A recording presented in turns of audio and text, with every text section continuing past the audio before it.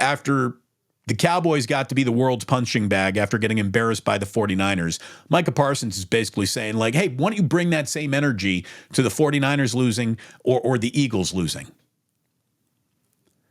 Talking about criticism thrown at the Cowboys after their loss to the 49ers in comparison to when other teams lose, like the Eagles to the Jets over the weekend, Micah Parsons quoted in ESPN saying, quote, I just don't condone the bashing of Dak Prescott and the Dallas Cowboys. And look, people did take the bashing of Dak to a personal level that it probably doesn't need to go to. And I'm not talking about fans who can't be held responsible for acting like adults at any point in time, but like real NFL analysts. What's his face on local broadcast was like, Dak sucks.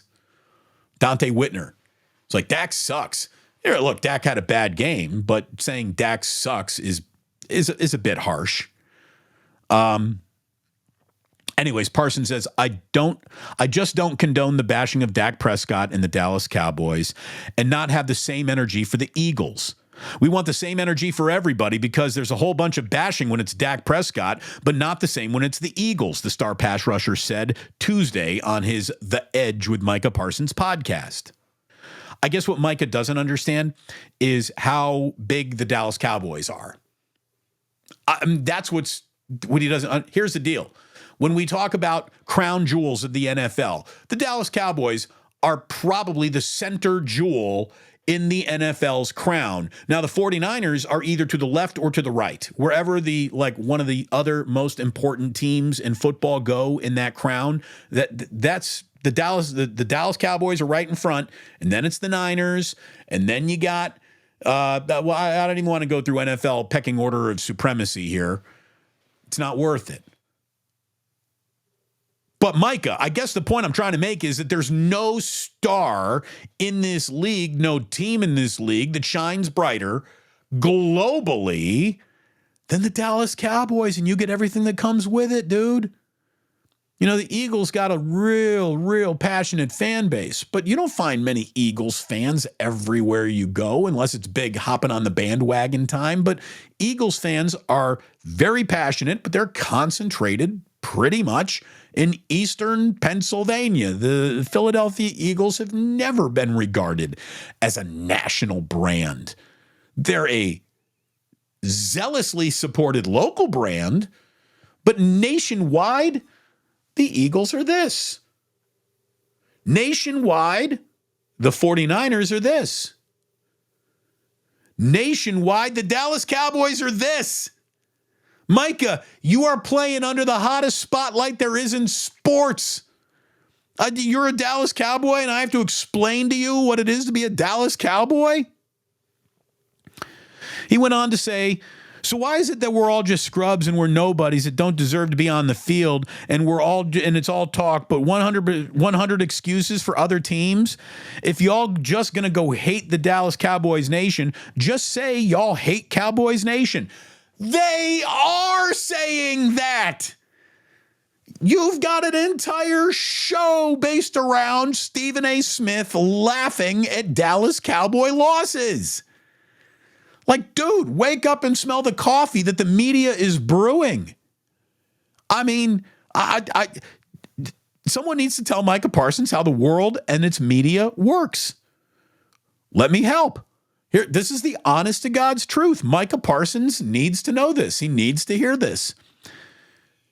If the Dallas Cowboys were having an intra-squad hamburger eating contest, it would be more important and a bigger story than the Miami Dolphins reaching the Super Bowl, than the Colts reaching the Super Bowl, than the Minnesota Vikings reaching the Super Bowl, than the Tennessee Titans or Jacksonville Jaguars or the Texans winning a Super Bowl. A Dallas Cowboys hamburger eating contest would be covered by more outlets than other teams winning Super Bowls. That's who you are, dude. You're the New York Yankees. Do you get it now? There's going to be more criticism, more anger, more venom thrown your way than anyone.